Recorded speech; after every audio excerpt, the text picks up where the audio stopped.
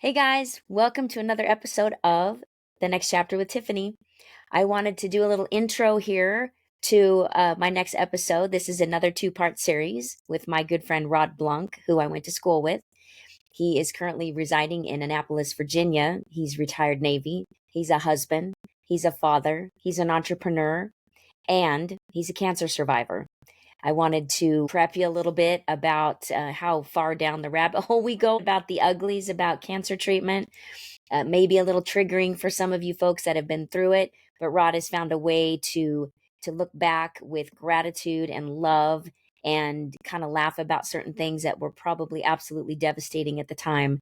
The point is he had an amazing partner through all this with his beautiful wife and his family. He definitely gives them credit for how he made it through. So what a blessing. I hope you enjoy this episode. It's such a great story. Stories of serving in the military, stories of survival, and stories of giving back. And I just thank you so much. And make sure that you like, follow, subscribe on YouTube. We appreciate you. So thank you so much.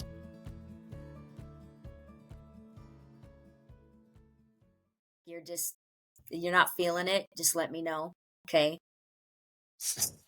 I mean, like, Come on, I told you we'll have a follow-up, because this weekend I actually have, I'm hosting my first Warriors to Wellness weekend.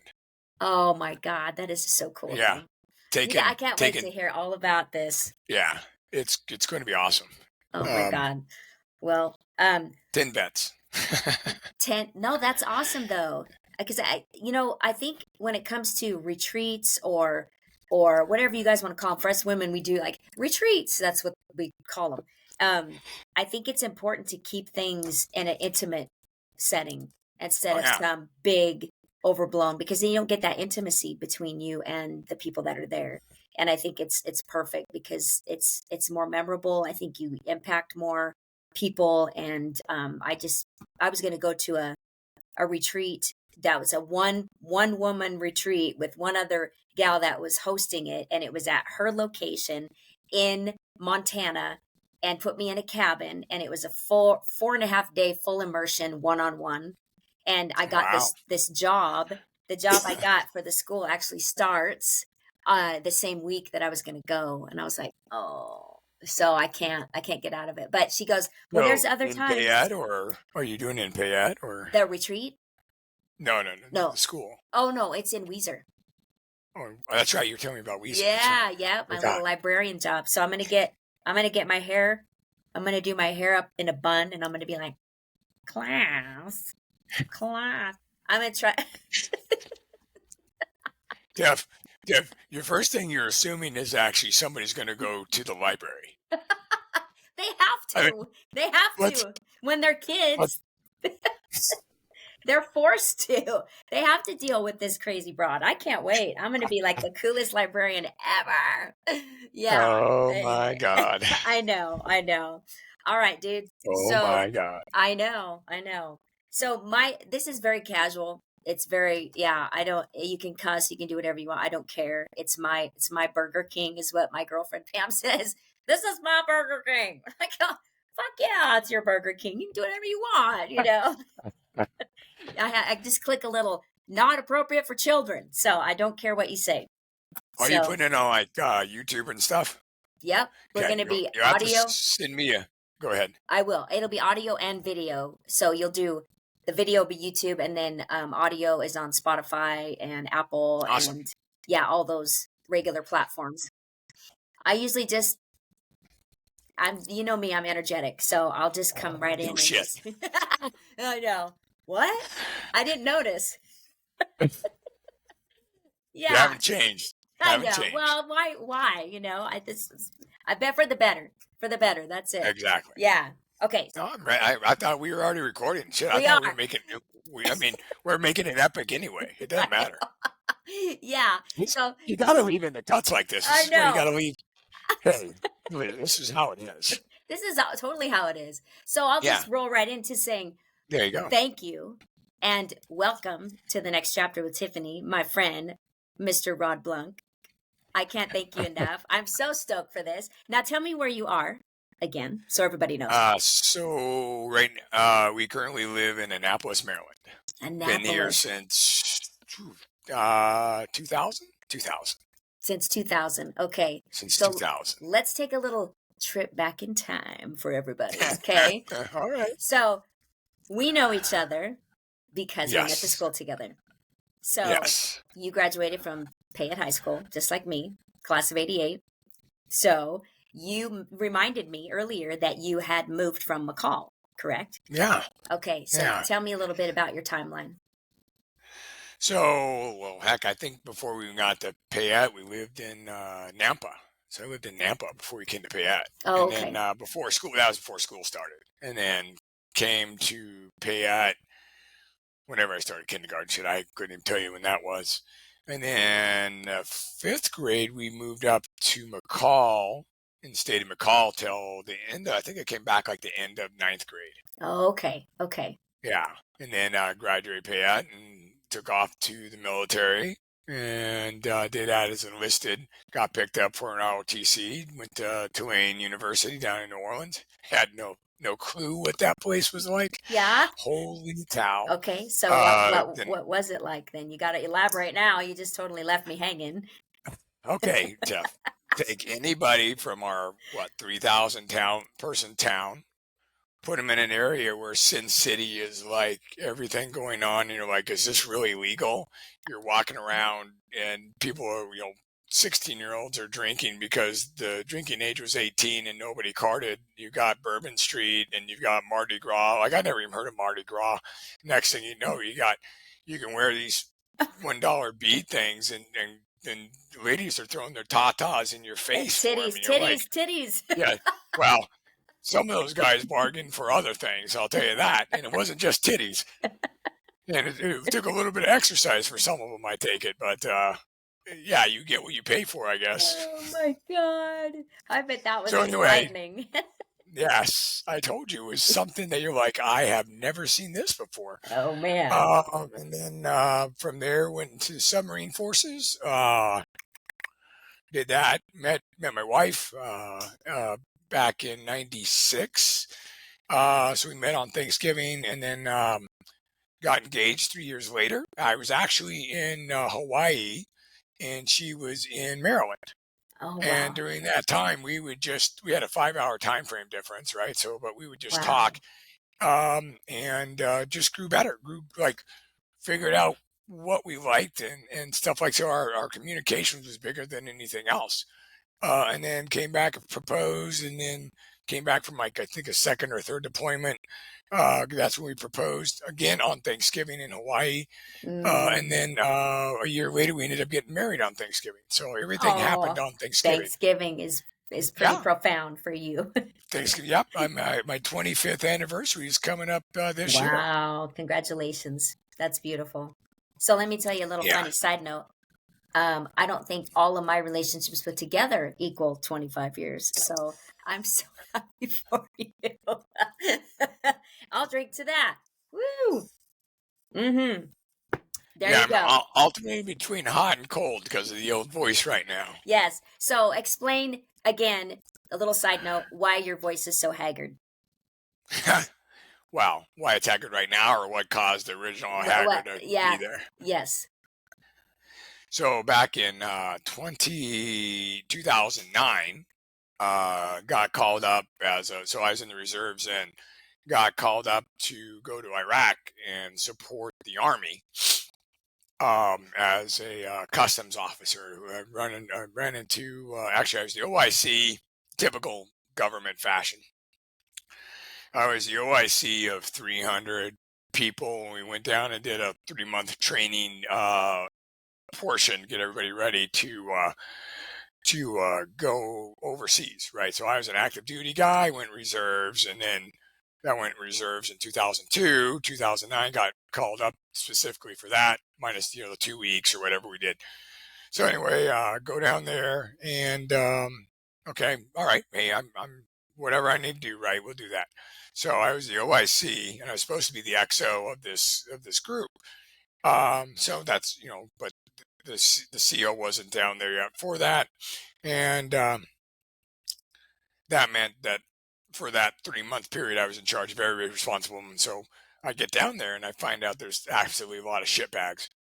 I mean, I'm like, are you kidding me? We're sending these guys, and that's my first real taste of. There's people that just solely go into the reserves, and there's people that just solely go into or go into reserves after active duty. And there was a whole big difference between that because I mean, I ran into some officers that you would think would have some skill set or some leadership. I had lieutenants that they didn't have skill sets worth of shit. I mean, I had enlisted folks that were like E4s or E5s I'd rather put in charge than them. And then I found out, so I lean on the chief's quarters, and I lean on the chief's quarters. I found I got some of those guys that never been there, but they would go and do these tours and think that they were heroes. And I'm like, Mm, yeah, you got a different concept of what's going on, right. and it was just a. Now there were some good guys, absolutely good guys, but there was a lot of shit bags, and it was a first. It was a wide open awakening because I had to, especially with the officers, have to deal with officers that literally there was only a few of them that were warfare. So warfare qualified means, hey, you went out, you learned your traits, Yeah. you qualified on those vessels, and you're wearing pins that mean something, right? And these usually take you a good year to earn because it's a lot of warfighting skills. Right. Well, that's not quite what it takes when you get some of these guys. A lot of these guys, like I said, these officers, lieutenants, you don't expect to see a lieutenant without warfare. So you know that they just didn't make it to where it was. But you expect them to have a leadership capability. But Right.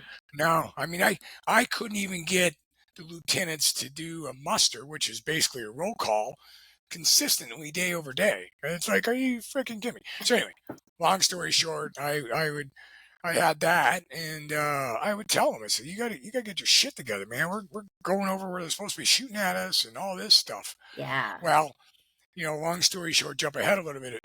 Some of them complained to this other, so I was selected for a commander at that time. Complained to the captain, who, another side note, the captain was supply corps.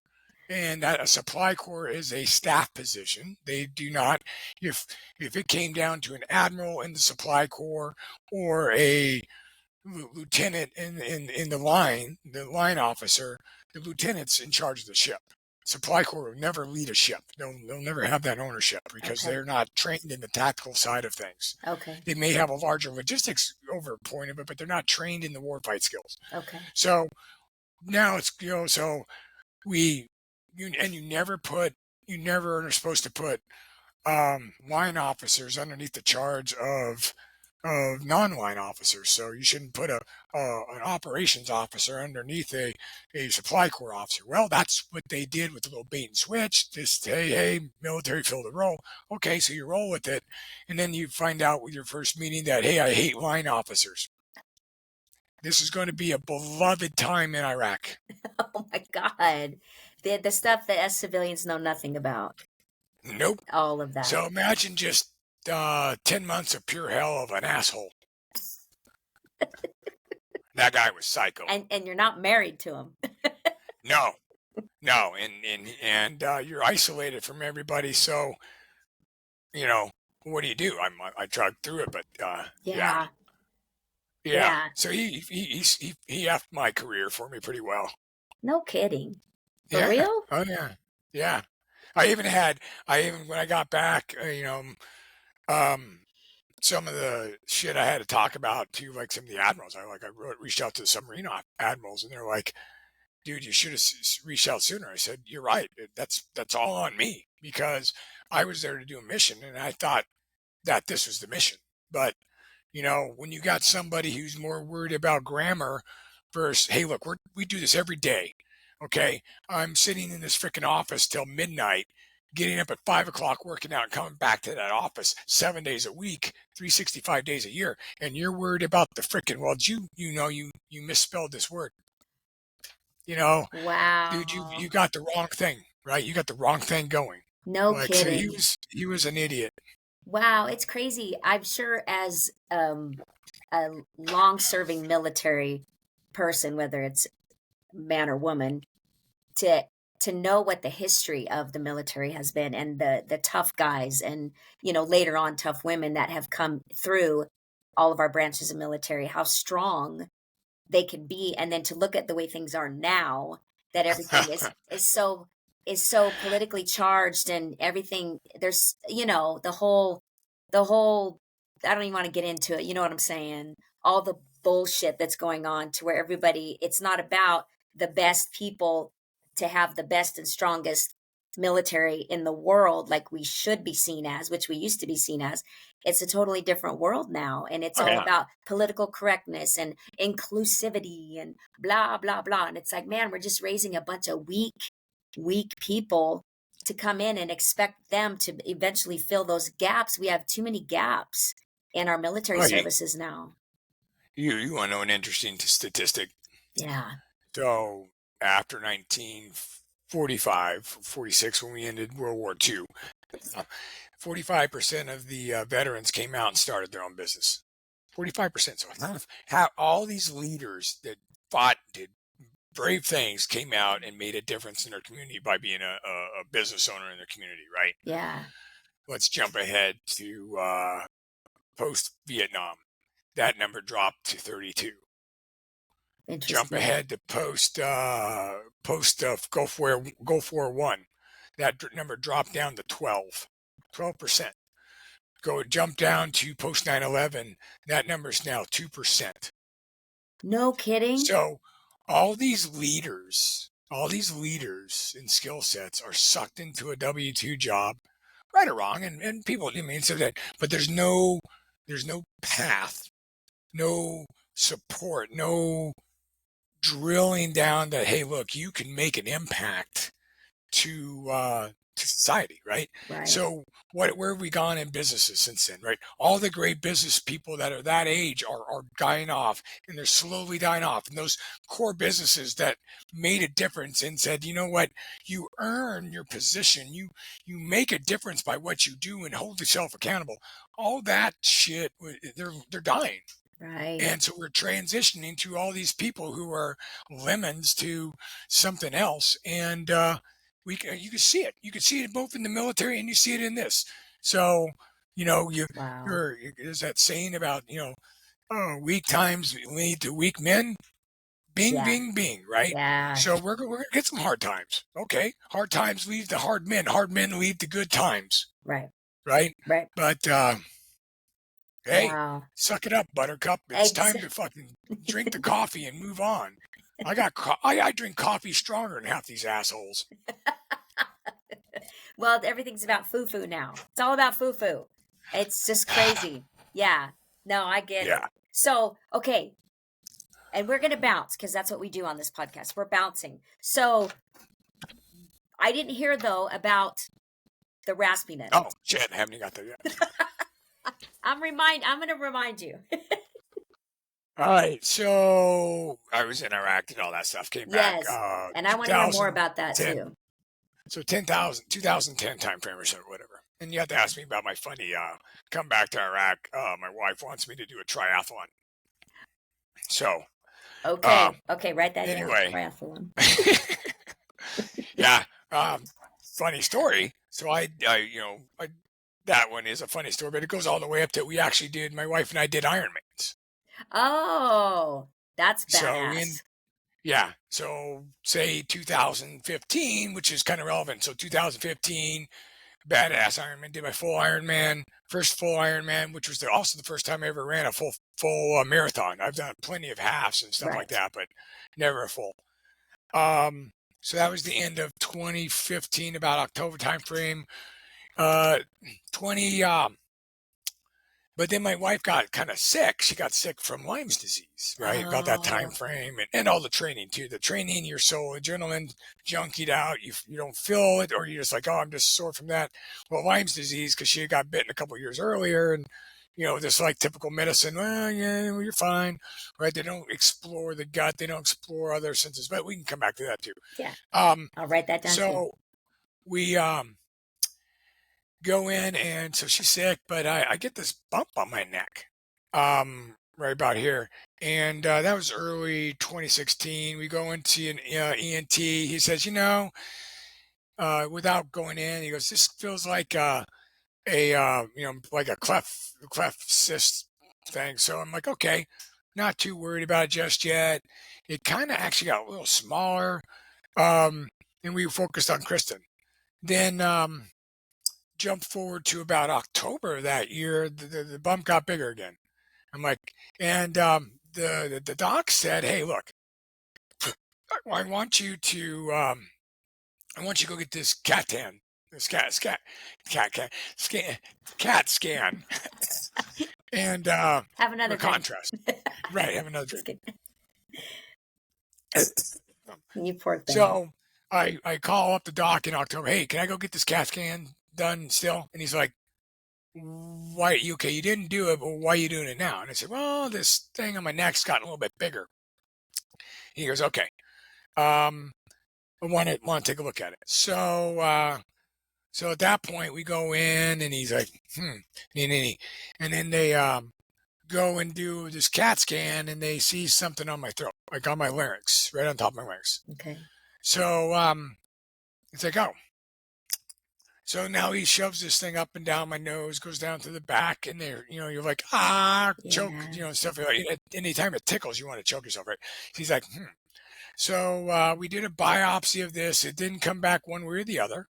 It had a lot of fluid, and they're like, oh, maybe it's just fluid, but we really need to, the markers are not there. We need to go inside and do kind of a CAT scan biopsy of this thing in there. So, and this is kind of going like between October, November. Now it's December 23rd, 2016, and get the call that you have stage 4 cancer. Wow. So Out of the yeah, blue. well, it was. We thought it was one thing, and then it was kind of going down. Yeah. Downhill the more tests we had. So that time you're like, shoot. Well, that was probably one of our best Christmases. Oh man, right? Because we didn't give rat's ass about presents. We just cared to be in the front. We didn't tell the kids, Be right? present. Not at that time. And that's, my oldest would have been 14, 12, and then 9 for that time frame. Man. Yeah, it's all about being present, not giving Yeah. presents, right? Oh, yeah. Yeah. Absolutely. Absolutely. I So, can only we imagine. find out, a couple ways to go. They slam you into a process. And you don't know what it is, right? You're like, oh, stage 4, that's not a good stage. So, thinking back, had I had more time or had I done something earlier, I probably would have done, well, I know I would have done some things a lot different. So there's some things with that, but, and we can come back to some of the other things, but a couple lessons learned from that.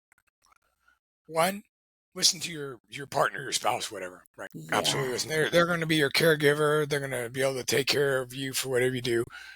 2, be smarter than the doctors. Read, educate yourself, find out things about it. Like one of the things Kristen said is, hey, we can go the traditional route or we can go a more holistic approach, right? Yeah. And at that time, you're scared. It's stage 4, so we chose to do a combo, and that's actually kind of important. Yeah. Because there's a lot of stuff that you find out. So a couple things during that. One is doctors don't always have your best interest involved. And Yep. I'm not being mean. I'm just saying that there's profit. It's a fact. Okay. Absolute profit. Yeah. So the one cancer treatment I had, the chemo was called cisplatin. Cisplatin, well, actually, it's called the Great Death. So when they come and put it in you, the doctors or nurses are fully dressed up, everything, gloved out, everything. And literally, my wife said she watched me go from like this color to a gray. Oh my God. Like you go gray, your whole body's gray. So it's an 8-hour evolution, and your body goes gray. Wow. And it's fully like they can get exposed as they're being like next to you. Is that why they were suited up? I'm assuming that the platinum will get through their skin Yeah. and go in that way. Platinum, I'm still trying to get platinum out of my body. Wow. That's insane. We'll never get rid of all of it. Yeah. And just a little notice that chemo is only to enhance the actions of the radiation. Not really to kill it, but more to Yeah. enhance the radiation. TBD. I'm not a doctor, but I'll tell you, side note. So, you know what you've heard of frankincense, right? Yes. Yes. Yes. So one of the three wise men, right? Yes. Oil, frankincense. Myrrh. So during this process, they put you on a microwave slab. Okay, here's your slab. You're gonna be on the slab, and they make you a mask that goes over your face. I called it the Silence of the Lambs mask. They basically put this all over your face. It's a mesh mask, and it's so tight you can't move. And that way they can slap you down on the microwave, and that way they can shoot you with the radiation shots. My God. Right? Nice cold radiation shots. I think I was getting 35 shots. I counted 35 shots for 35 days, anywhere from 5 seconds to 20 seconds long. Oh my God. So I would do that 5 days a week. Yeah, 5 days a week. That would have been so hard to get through. They play good music. The nurses love me. Then you just They play go some great somewhere music. go somewhere else, right? Oh yeah, they had some great 70s hit, Okay. Fleetwood Mac, all Okay. these cool things I would be sitting there listening to. And then Good. sometimes they say, hey, just give me something uplifting. I don't, whatever it is. I just need something. What's the latest hip hop shit? I don't care. Play Right. something. Yeah. And so they would do that, and it would be good. And then so that would go on. But well, I was telling you kind of that story went down the path of so that mask is fitted. So you have a radiologist. The radiologist, she measures everything. Well, in between the diagnosed and the start, we were like, you know what? We've read that frankincense does amazing things, so we started rubbing frankincense on my outside cancer, and lo and behold, it shrunk. Wow. Weird. Yeah. Imagine that. Even to the point that the radiologist goes, have you guys been doing something? And we go, well, yes, we've been putting frankincense on here, and then I would put a drop of frankincense underneath my tongue. Okay. As well. Okay. So I'd let it absorb into my mouth, into my system. And she goes, that's good stuff. Yeah. She goes, you won't hear me say this, but don't stop. Yeah. Isn't that a shame that Isn't that a shame? she's She goes, not able, legally, whatever, she's bound to something that won't allow her to encourage different types of treatment, natural stuff. It's been around for thousands of years. Yeah. Weird. Yeah. Yeah. Weird. Yeah. It's because nobody's making anything. Nobody. Well, big that's money. why ivermectin is another cancer drug that was found in the 70s, but we don't want to use that because it's cheap. I got that in Mexico for like $2 for a month's supply. Yeah. Yeah. Yeah. But by all means, though, let's not. We'll get flagged if we start preaching something different. They'll go, you can't watch that. They're claiming things that aren't true. It's like, yeah, they are true because you're living it. You are living proof of alternative methods. Oh yeah. And that doesn't make sense. Packs, all this stuff that not covered by any insurance. Like I go get vitamin C packs just to, high doses of vitamin C. Yeah. So another thing on that too. So one of the things, and we can go into some funny. I'm actually writing a book called Beat Buddy. We nicknamed this Buddy. Here's my little buddy right here. So we were gonna the book's called Beat Buddy, right? I love it. And what the stories are going to be in there are uplifting stories about beating Buddy. I love that. Just humorous parts of my cancer journey. Good. That's beautiful. I love that. You got to keep me posted on that. I love that. Oh, it's gonna be funny. It's well, I think it's, hold on one second here. You'll like this voice. Yeah. Is it there? No.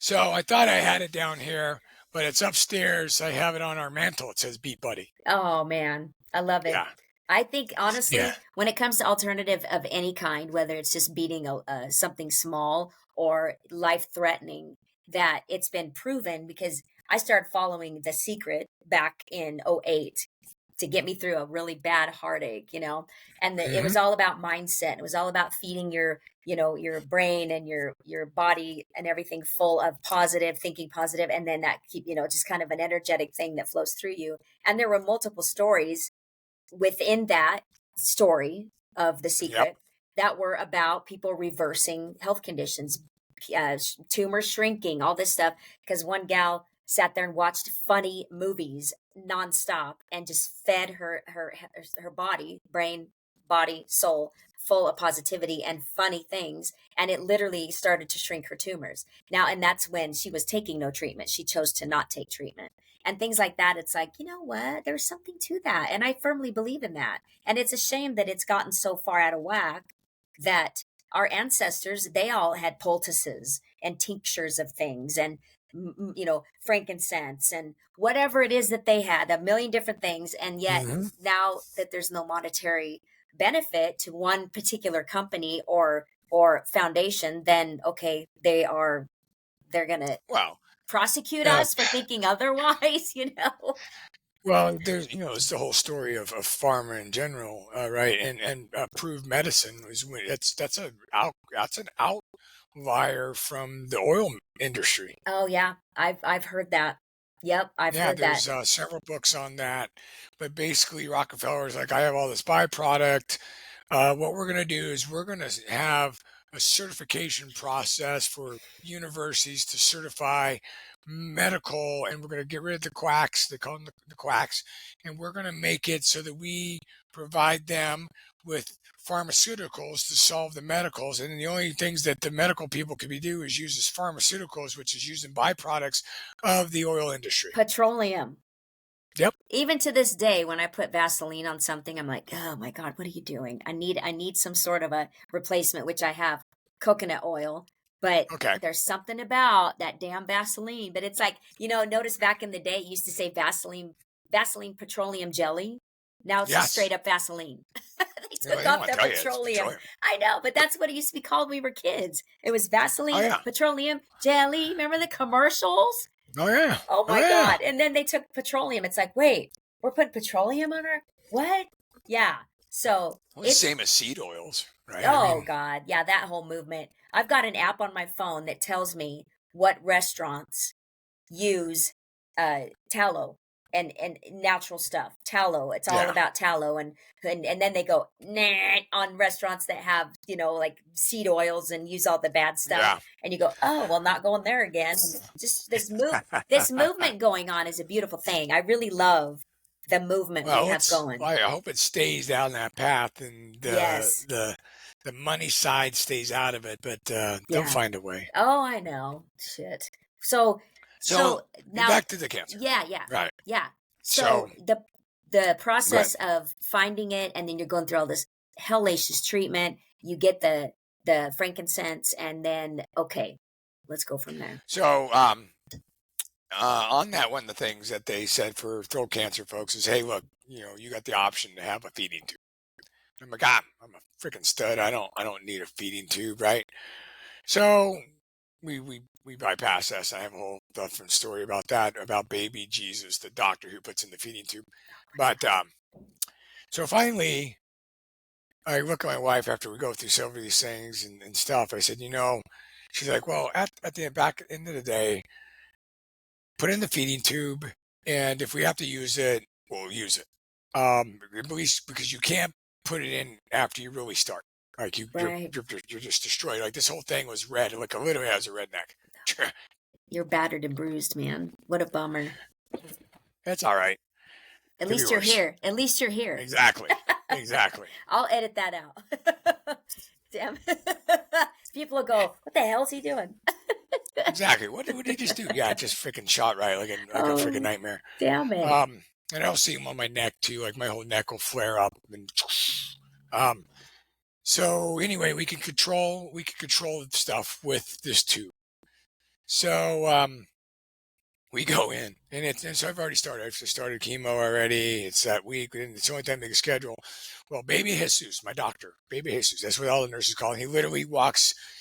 We already met with him, but he looks literally like baby Jesus. He's wearing Birkenstocks, long hair. First time I met him, he's like, what the fuck you in here for?" Right? All these types of stuff. I mean, that's his protocol, which was Wow. like game on, right? You're young, you're blah blah blah.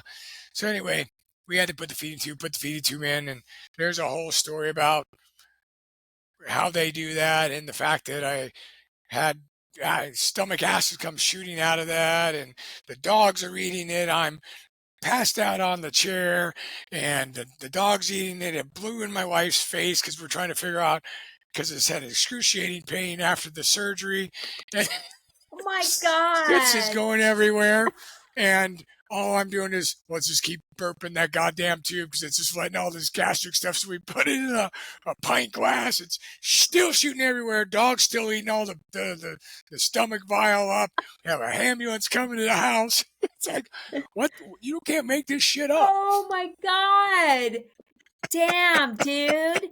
Oh, I it's go like into a the lot more Twilight detail in Zone. the book, but yeah. Twilight Zone. Like, this is not happening. I guarantee I would be like, what the is happening?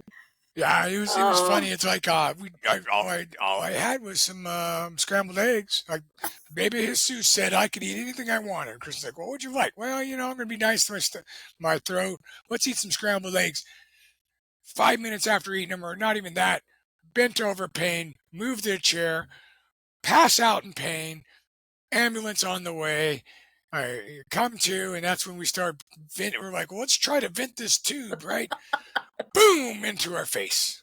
oh my Absolutely. Like her God. hair, her face, the couch or the chair I'm sitting on, and I'm like, thank God that pain's gone away. Like literally that, like, and then we were just burping it, and but we are up. So we end up in the hospital, and the docs, the baby Jesus comes in. He's like, "What the fuck's wrong with you?" I'm like, I said, "You're the one who operated on me. I don't look at you." And he's like, Yeah. "Yeah, there's a side effect of maybe too much gas because we had to blow your stomach up because you'd already started. So Uh, you had to do all these other things again." So, little lesson learned there. Put the feeding tube in first, dumbass. Don't start the process and get yourself into another world of oh my shit. God. Oh, I bet that was just like, and oh, I can't even imagine. But thank God you guys can look back and go, ha ha ha ha, and then write a book. Yeah, and then write a book. Why not? Write a book. Why Oh, not? you're like, and you're going, is that shit inside of me? Is that for real? Oh my God. Oh, it was for real. You ever seen eggs shoot across the room? You're like, well, what the hell? Wait, Incoming projectiles. did your wife lose her lunch? I mean, I bet that was Oh, a, well, I mean, she had her shit together. I mean, you, God bless you know what you her. didn't know? There's a fucking express lane in the ER for people with cancer because they don't want you around everybody. Oh, gotcha. Because of your immune system. Yeah. Mm, There are several thank times God. I leveraged that express lane. I mean, Tiff, it So about week 2, so I have 7 weeks. Week 2, I lost all capability to swallow, Mm, and so the feeding tube. You're thinking, okay, well, you know what they wanted to put in my feeding tube? Ensure. oh, What are the primary 2 ingredients of Ensure? I don't have a clue. Oil and sugar. Nuh-uh. And that's what they're giving all these old That's people. what the nutritionists. Yeah, that's At, what they're. Yeah, oil. oh, Grab the back of an Ensure bottle and read the back. I will. Jesus. I Yeah, can't believe, and that's what they use in place of a lot of food yeah. because they say that's what people need if they're not getting their nutrients. Yeah, it's like the movie Idiocracy, right? Plants love whatever the Gatorade was because it's got electrolytes Uh-huh. And all the sugar. Don't and mind all all the the sugar. sugar. What is Wow. cancer like? What is Oh, cancer cancer like? feeds on sugar. It does. Yes, Yes, absolutely. it absolutely, right? Just pump that sugar right into your gut.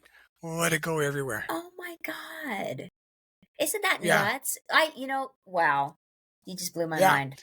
So what we did is we researched, and there's a couple companies that make like a soybean